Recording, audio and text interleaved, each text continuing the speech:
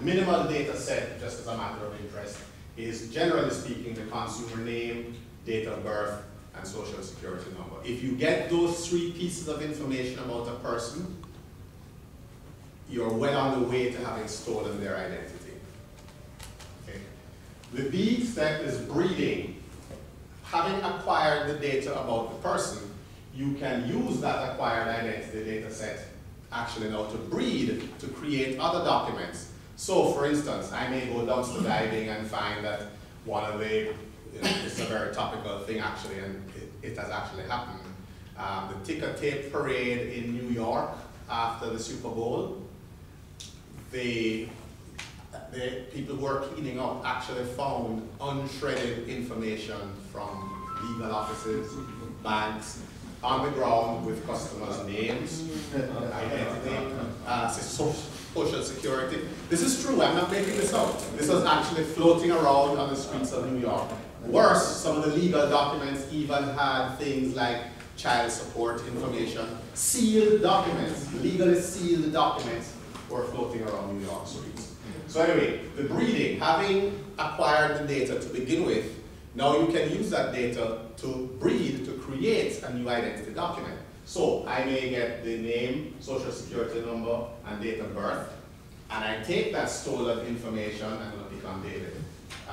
I take that stolen information that represents David, and now I go to a bank and say, here's my information, I'm David, I'd like to open a new account, here's the information, and they give me a credit card probably or something like that. I can take this information now and go somewhere else, and perhaps I now have enough, I go and I say, I've lost my driver's license, but here's my information, can you issue me a new driver's license please? And I get a new driver's license. So I'm taking this stolen data and breeding new documents, which by the way adds to the credibility of the documents that I have stolen, because now I have multiple documents that all say I'm David. Okay.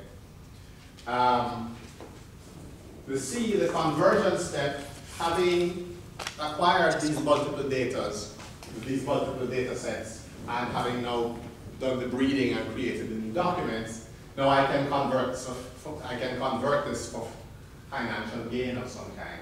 As I mentioned, I've actually improved the credibility of the fraudulent documents. So now, based on the strength of a good driver's license, bank account, I go into a mortgage company and I say I'd like to borrow $300,000 to buy a piece of property. Fine, so I get the loan and now I acquire the property. Now if I disappear, I have the property, maybe they could get that back, but I certainly have the loan money. Okay? So that's the conversion process, that's the ABCs, that's kind of the background of how identity fraud works. Okay? The context that I'm talking about. To clarify, in that ABC, where is your research going to make a difference? My research is actually going to make a difference in the methodology of preventing the breeding. Because I'm going to be looking at the credibility of those identity documents at the time the new account is being opened, which is when the breeding will take place.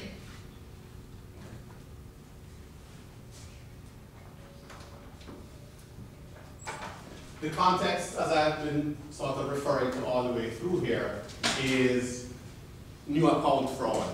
And the reason I selected new account fraud in the banking arena is that this is typically the highest risk time for a bank.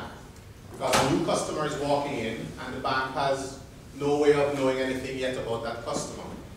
So they don't really have any basis for knowing that the customer is honest and credible and so on. The only thing they can use at that early stage is the documents that they're looking at. So that's the high risk time. That's why I focused my research in that area.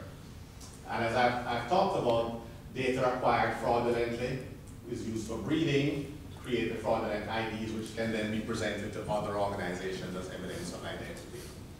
And that can be also used for conversion.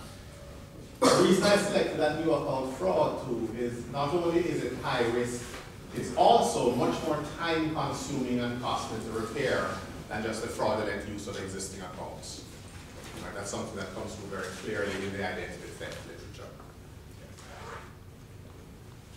So, the research questions that I mentioned were, first of all, what attributes do experts look for in identity documents when judging their credibility? And describe, the reason for that question is that if you can describe the attributes of credible identity documents, that will allow us to have a better understanding of what the indicators are that suggest the potential for identity fraud.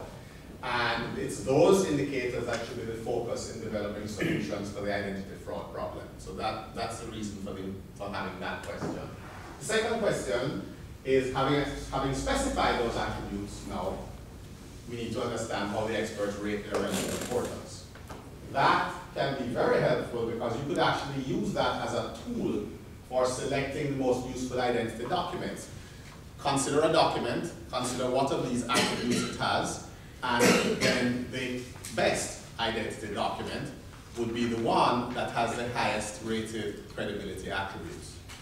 Okay, clearly that's something for future research, but just to point out, where that comes from and where it should go. All right, getting a little bit now into the specific methodology here. I actually used a sample of 10 banks and credit unions in Southeast Florida, actually in the 4 Southeast states, 4 Southeast counties, sorry. West Palm Beach, or I should say Palm Beach, Broward, Dade, Monroe. Only 8 of them chose to participate when I contacted them. The first round of interviews that I did, that was the process of eliciting the constructs of credibility. Each entity selected 2 to 8 employees based on, I said to them, I want to talk to the people who have the most experience dealing with identity documents. So they selected anywhere from 2 to 8 people each.